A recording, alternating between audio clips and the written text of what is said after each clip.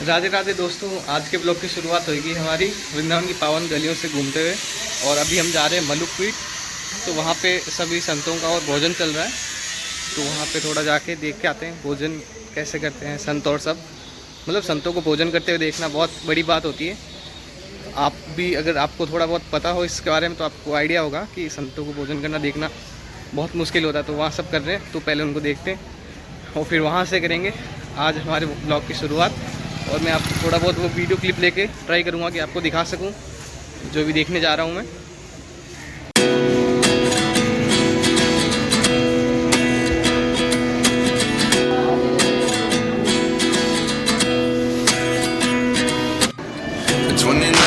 Find myself wondering what did happen to the last 10. I ran away with my life, fast forward, never turn back again. It's kind of funny that the more we pass time, the more we need to set the rewind. And 19 was the year I had to leave you, but now I'm seeing all the signs. Is this really happening? I can't believe it. तो अभी हम पहुंच चुके हैं केसी घाट। ये केसी घाट है जो वृंदावन का मेन घाट। यहाँ पे शाम को यमुना आरती होती है और आप सब यहाँ पे शाम को यमुना आरती अटेंड भी कर सकते हैं और यमुना जी के दर्शन भी कर सकते हैं आप दिन में। ये आप पीछे देख रहे हो जो यमुना जी है हमारे।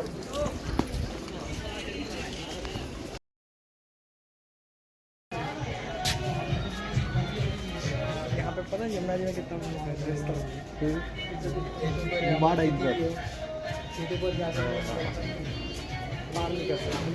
अच्छा, जैसे यमुना जी वहाँ बह रही है ऐसे यहाँ पे फिर बोट वोट और सारी ऊपर आ गई होगी।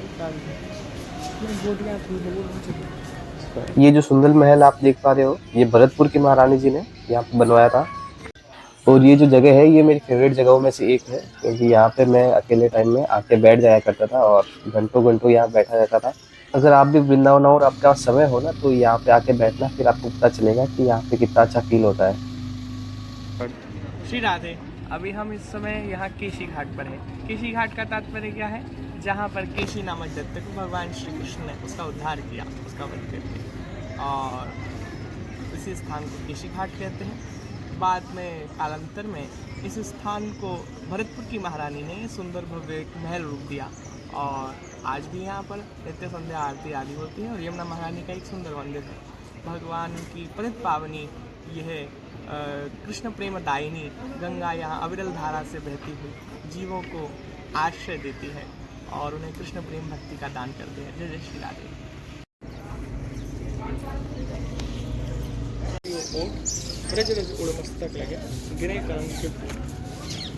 क्या मतलब है इसका? श्री सीताराम परम तत्व क्या है, जिससे सारी सृष्टियाँ अनंत अनंत सृष्टियाँ प्रकट है, पालन है और अंत में उसमें ही विलय है। उसी तत्व को परम तत्व कहते हैं, जिसका ज्ञान करने पर मनुष्यों ने उस महज्जन को तत्वज्ञानी कहा है। तत्वज्ञानी का ज्ञान क्या है? जब वह इस परम तत्व रहस्य को जानता है कि वो आद्योपान चराचर जगत के मूल में जिस तत्व जो तत्व व्याप्त है वह परम तत्व भगवान श्री राम वही नित्य है। उन्हीं का अंशभूत जीव नित्य है और उनकी ही प्रकृति नित्य है। वही कारण रूप है, वही कार्य रूप है। वही परम तत्व भगवान श्री राम। राम साक्षात रसराज है और वही रसो वही स एव राम। भगवान ही साक्षात रस है, परम भक्ति के एकमात्र आश्रय है। इसलिए सभी को परम तत्व श्री राम की शरण लेनी चाहिए। जय श्री सीताराम। अभी हम उन मंदिर जा रहे हैं जो वृंदावन के बहुत प्राचीन मंदिरों में से एक है, राधा मदन मोहन जी का मंदिर। और यहाँ पे बहुत कम लोग आते हैं क्योंकि इतना लोगों को पता ही नहीं है यहाँ पे कि ये सब मंदिर भी यहाँ पे है या किस जगह पे है। तो इसीलिए हम आज लेके आए हैं राधा मदन मोहन जी के मंदिर और यहाँ पे आपको बताएंगे कि इनकी क्या लीला है, क्या महिमाएं थी।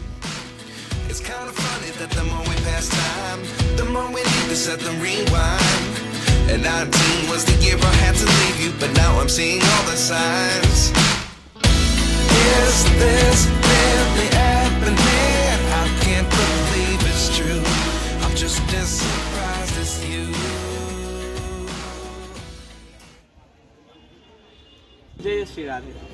आपने गोविंद देव गोपीनाथ जी का नाम सुना। अब ये मंदिर हमने जो अभी दर्शन किए हैं ये मदन मोहन, इनके अलग अलग रहस्य और अलग अलग दिव्य लीलाएं।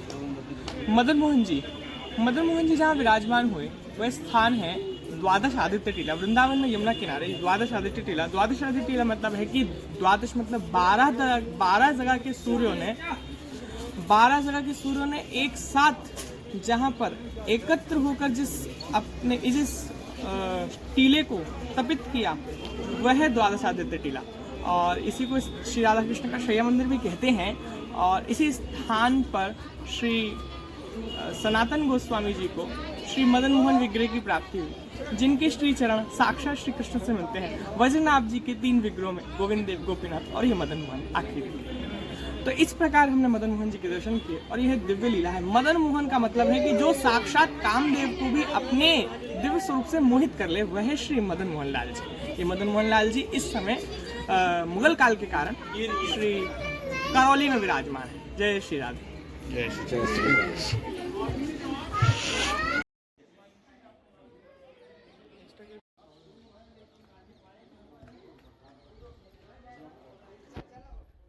जय जय श्री राधे।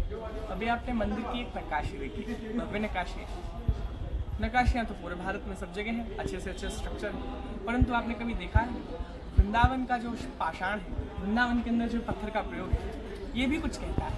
कभी आइए और वृंदावन के इन खंडित, अधूरे या फिर कुछ अवशेषों के दर्शन करके, कान लगा के, हृदय से इनकी आवाज़ सुनिए। ये पत्थर बोलते हैं, ये दिव्य पत्थर है। जन्म जन्मांतरों की तपस्याओं के बाद ये इस वृंदावन में अवस्थित है, विराजमान है। और ये भगवत सेवा में शायद हमारी आंखें वो लीलाओं का दर्शन नहीं करती और ना कर सकते हैं जो इन शिलावशेषों ने किए। इसलिए ये भी बोलते हैं, इनकी आवाज़ सुनिए। और अब आवश्यकता इनकी सुरक्षा और संरक्षण की भी है। जय जय श्री राधे। श्री राधे। देखा आपने मंदिर के ऊपर के कलश ही नहीं है, कहाँ गए? बहुत वर्षों पहले मुगल काल में से भी पूर्व ये भव्य मदन मोहन जी के मंदिर के ऊपर स्वर्णिम कलश हुआ करते थे। और ऐसा बताया जाता है कि कोई कहता है चोर ले गए और कोई कहता है कि मुगलों ने बहुत ही क्रूरता के साथ जब भगवत विग्रह उनको यहाँ प्राप्त नहीं हुआ तो उन्होंने यहाँ से स्वर्ण कलशों को ही चोरी कर लिया। अब बात जो भी हो, परंतु ये बिना कलशों के भव्य अलंकृत मंदिर जो हैं ये दिखाते हैं, ये स्मरण कराते हैं कि कितनी क्रूरता के साथ अत्याचार हुआ है ब्रज पर। और ब्रज की संस्कृति के साथ साथ इन भव्य मंदिरों के ऊपर भी। दुर्भाग्य की जो आखिरी बात मैं कहना चाहता हूँ यह है कि आज भी ब्रज की संस्कृति को संरक्षण की आवश्यकता है। पाश्चात्य और क्या कह सकते हैं, पाश्चात्य के साथ साथ दिखावटीपन के साथ जो संस्कृति का स्वरूप को बदला जा रहा है, उसमें जो परिवर्तन किया जा रहा है, वो भी दुख का विषय है। इसलिए प्राचीन ब्रज की संस्कृति के साथ चलें, जुड़ें और उसका आनंद लें। जय जय श्री राम।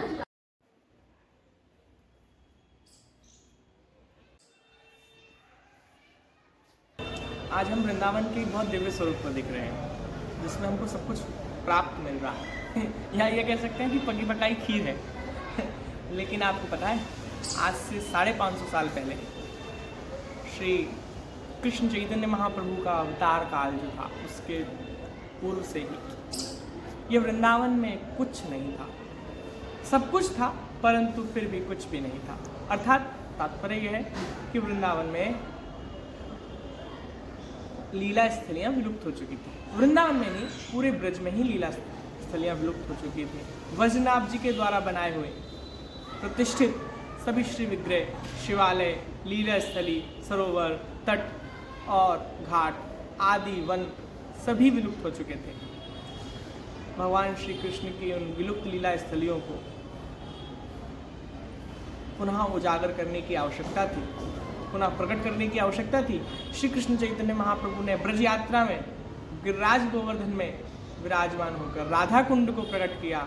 और उसके बाद श्री रूप गोस्वामी, श्री रघुनाथ दास गोस्वामी, श्री रघुनाथ भट्ट गोस्वामी, श्री सनातन गोस्वामी, श्री गोपाल भट्ट गोस्वामी, श्री मधु पंडित आदि, प्रबोधानंद सरस्वती पाद आदि अनेक अनेक गोस्वामी वृंद वैष्णवों को, उन संतों को ब्रजमंडल में भेजकर ब्रजमंडल के इन प्राचीन स्थलों को पुनः प्रकट किया।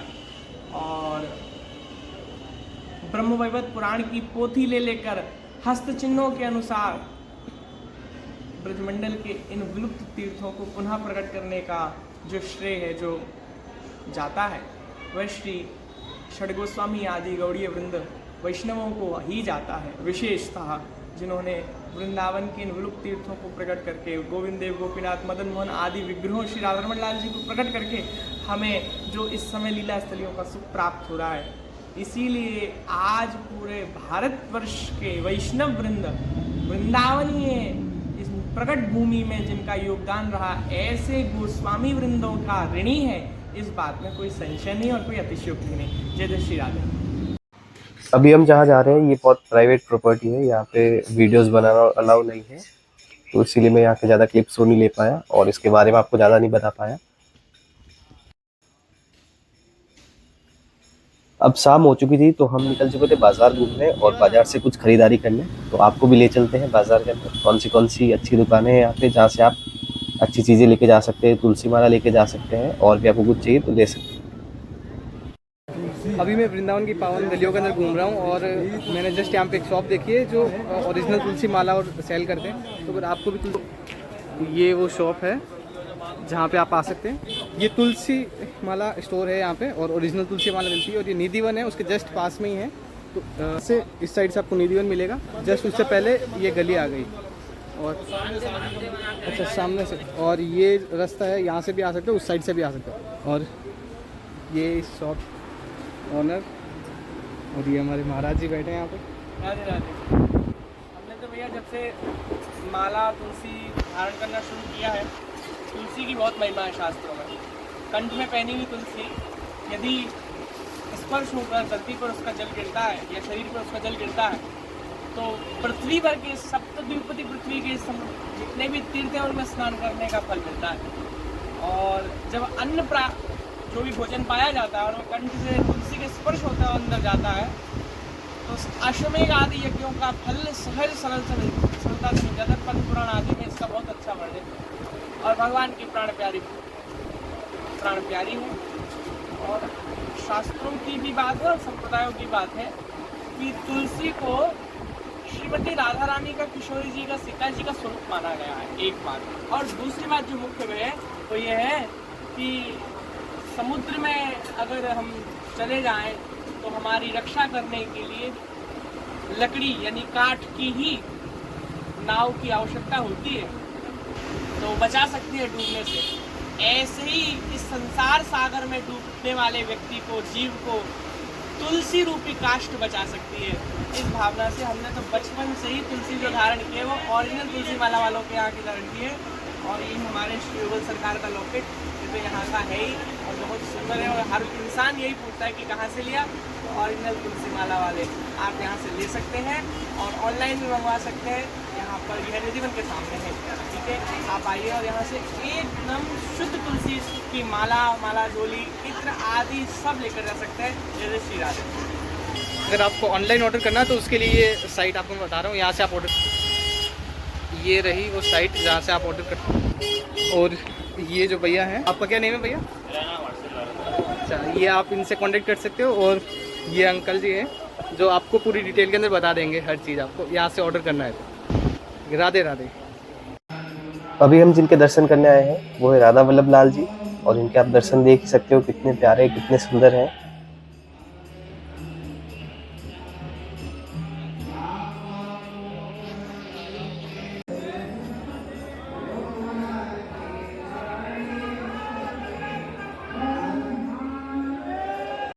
जिस भक्ति काल में वृंदावन के अंदर अनेक निधि प्रकट हो रहे थे, उसी समय श्री भगवान श्री राधा रानी की, श्री कृष्ण की, श्री राधा रानी की वंशी सखी के अवतार श्री हरिवंशचंद्र महाप्रभु जी वृंदावन में देववन होते हुए उस दिव्य श्री विग्रह को लेकर आए, जिनका नाम है श्री राधा वल्लभ लाल, जिनके दर्शन अभी हमने किए। यह श्री राधा वल्लभ लाल कोई सहज श्री विग्रह नहीं, अनंत अनंत कल्पांतरों तक भगवान शंकर ने कैलाश में पार्वती के सहित बैठकर एकांतिक रसमय इनकी दिव्य सेवा की है। और उसी सेवा का फलस्वरूप है कि भगवान शंकर भी वंशी अवतार में एक अंश स्वरूप है, एक तत्व स्वरूप है। वंशी तत्व जो है वह श्री शंकर का ही स्वरूप है।